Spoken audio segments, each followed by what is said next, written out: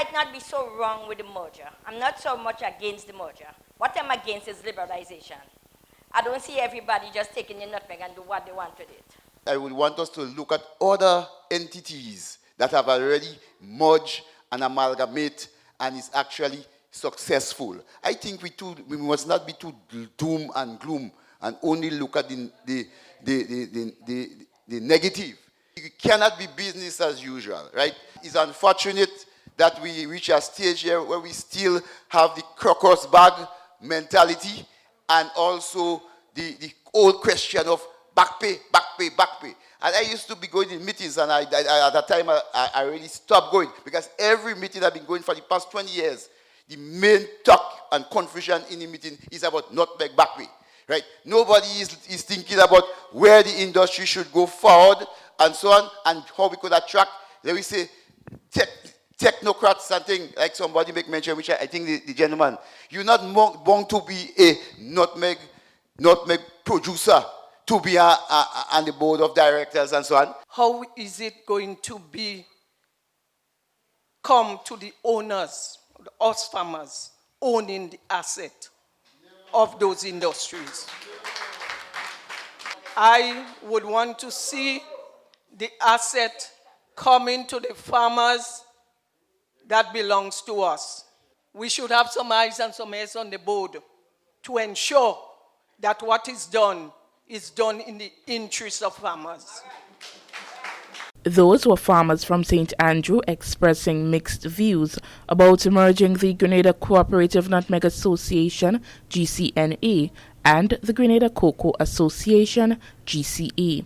Over 50 farmers attended the meeting hosted by the Ministry of Agriculture and Lands, held on Tuesday, 7th July at the Grenville Secondary School.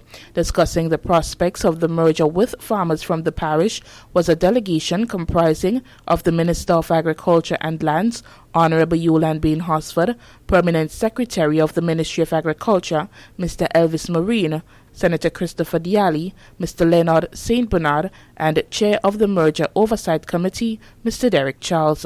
The ministry thought it was important to meet with the farmers to offer clarity relative to the merger and liberalization of the market of GCNA and GCA, which will modernize the operation of our commodity boards, strengthen the institutional capacity and viability of the governance structure, and improve the global competitiveness of our traditional crops, thus placing farmers at the forefront of this industry. Let me say from the onset that government has no intention of taking over or running the affairs of the GCNA. That was Minister for Agriculture and Lands, Honorable Yolande Bain Hosford. Chair of the Merger Oversight Committee, Mr. Derek Charles, explains that the terms of reference used by the committee is proposed by the Ministry of Agriculture and drafted by the Ministry of Legal Affairs.